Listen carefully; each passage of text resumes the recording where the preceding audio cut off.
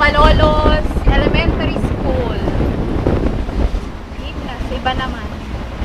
Okay kapatid, ano man tarang Dumang tabi kami sa Barangay Malulos, ng Malinaw. May daradara po kami mga tsinelas para ipanaw po tabi sa mga akin na daing tsinelas, lalo sa pag-eskwela. Hindi po tabi sa muyang pa-Christmas. Kaya lalo na po sabi mo tabi si Ate Susan, saka si Bading Albert. So, thank you. Sa mga din nag-iriba, Sayang. Pagayon nun Next nag-iapis time, ko. next time. Next time sana dakulo na kita. Bukas na ng 4-5. Sana sa mautro mga dawa-tuwa tulong jeep. Natalo ta pag sa Facebook, dakulong kinaka-online. Pero pag araw ka, hindi ka rin Kakawara na. ayos lang. Yes. Yeah. Paano man. Alam mo kung taga sa si Ate Tess?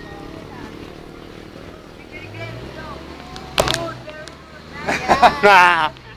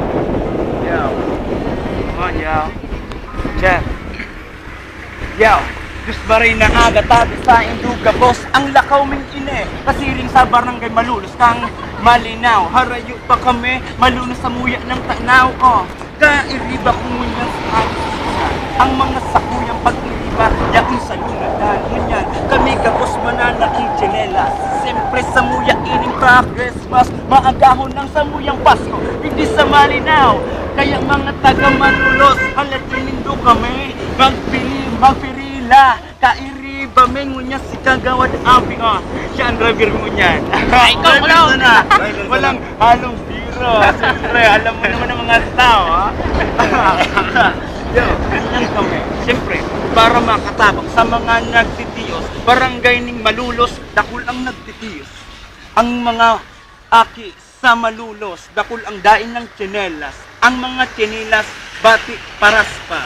Ngunyan, mauran-uran ang kalangitan, hilingon mo panuon na kudugi ang dalan, bati suruk-sukan.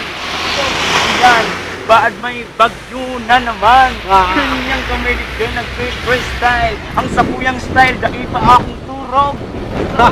Wop, baad kita mahulog. Huwag mahong kami, habang babay-bay ang pasigil sa tuwang mananapin. Ang kanyang eskwelahan, hindi kami nagkarusan sa aming pagkakulan. Wasyon kami